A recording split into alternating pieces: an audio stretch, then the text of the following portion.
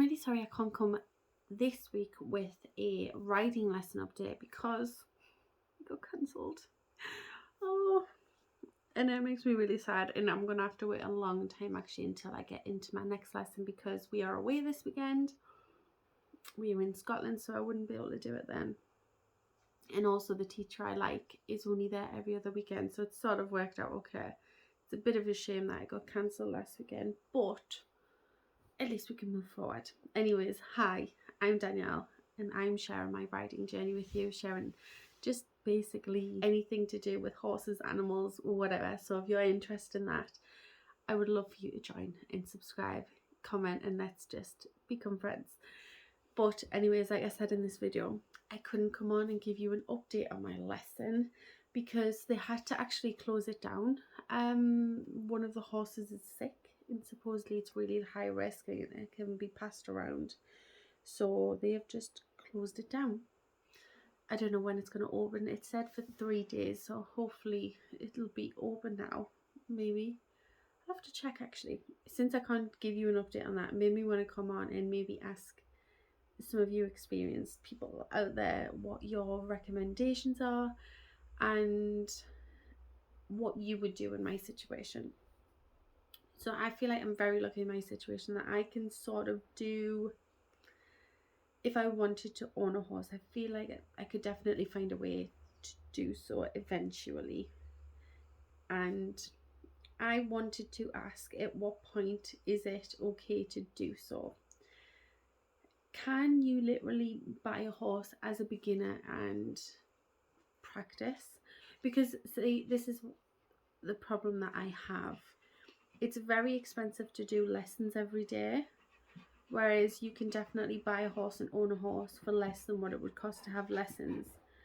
And I feel like what I need now is just the practice and getting comfortable on a horse.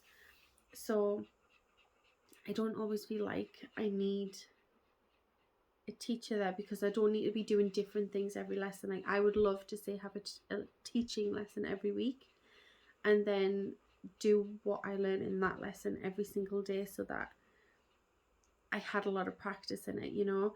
Whereas right now it's like every other week and it's just not enough, you know. I just don't feel like I'm getting enough practice in. So I was wondering, at what point is it you can buy the horse to practice it yourself? And like I've always said, it's not even just about the riding, because I wouldn't be riding the horse every day. It would be like learning how to lunge it, learn how to get comfortable with horses, learning how, like, the different emotions with horses, how to read horses, how to know when to stop, when to sort of say, right, okay, the horse is going to freak out, you know, like stuff like that, which is what I feel like you get when you're around horses 24/7. I don't get that right now because it's such a short amount of time on a horse. I just don't get the time in order to get that, you know. So at what point was it that you got your horse? Like, what would you say your experience was? Will you say you were a very beginner? Would you recommend knowing how to do everything? Or is it something that can be taught by yourself? Because that's something else with me. I'm not very good being taught from someone. I like to be in my own environment, like by myself. Like I'm very much more comfortable that way, and I feel like I would be able to learn better that way, because I'm watching videos, for example, and seeing things that I want to try, and I don't know if you can just sort of bring it up to the teachers, because I don't want to be like telling her what to do, you know. Whereas I would be able to have my partner there for help, maybe, as in like just keep me on a lead, you know, just in case the horse runs, at least somebody's in control of it, you know. And yeah, like I would like to practice like no stirrup work, like not holding onto the reins. I've seen people do stuff like that. I would like to try all these things, and I feel like if I had my own horse, I'd be in more control of practicing these things.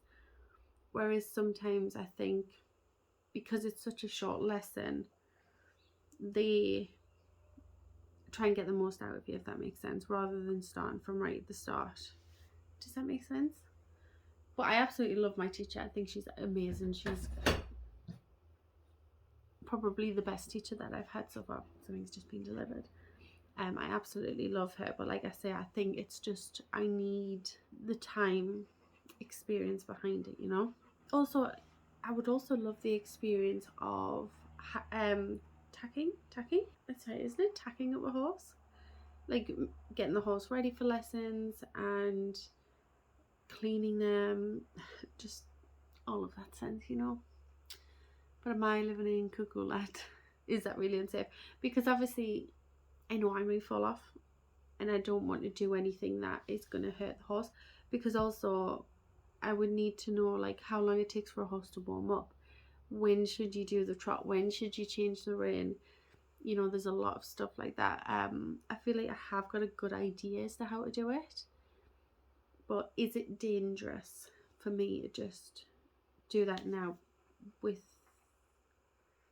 no experience in it? You know, something I'm also wanting to look into is to help me gain experience in the horse side rather than the riding side. Is I was wondering, can you go to RSPCA and just like offer help if you don't know anything, or is that a bit harsh? Because obviously they're busy helping the horses. Do they need experienced people, or will they help me learn? Because like I say, I want to be the best person I can be for this horse, and I don't want to put any of us in danger. And I think there's one thing doing it for a dog. I've had dogs all my life. I know how to look after dogs. In my eyes,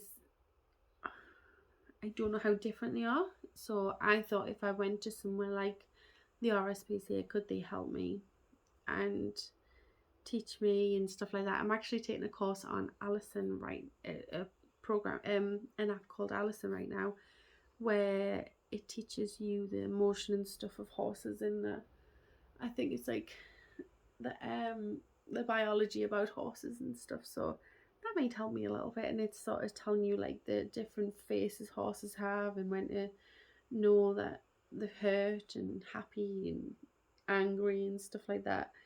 So I'm finding that's helping a little bit, and I think just every little helps. So I was wondering as well, since this is more of just like a chit chat video, isn't it? It's me just getting things out of my brain. Is there any questions that maybe you want to ask me? I'm wondering if you could put a comment in, and I can either write the reply or I could do a video reply. Let me know. I think it's a great way for us to communicate and sort of like get to know each other a little bit better, and yeah, maybe we'll do a little Q&A, I don't know. But I think that was it for this video. A little bit of a ramble one. But I hope you're having a lovely day. I'm not jealous at all if you're having riding lessons or you get to play with horses every day. Like I have to, this horse is round where I live and I walk past them every day just so that I can feel what it's like to be around the horses. And I took my daughter yesterday and they were obsessed with her. I think it's because she smells like food after being in school all day and she had a packed lunch. So they were obsessed with her. But anyways, that's enough from me. I hope you have a lovely day. Thank you so much for watching this video. If you made it to the end, you are the best. And yeah, I'll see you in the next one. Bye.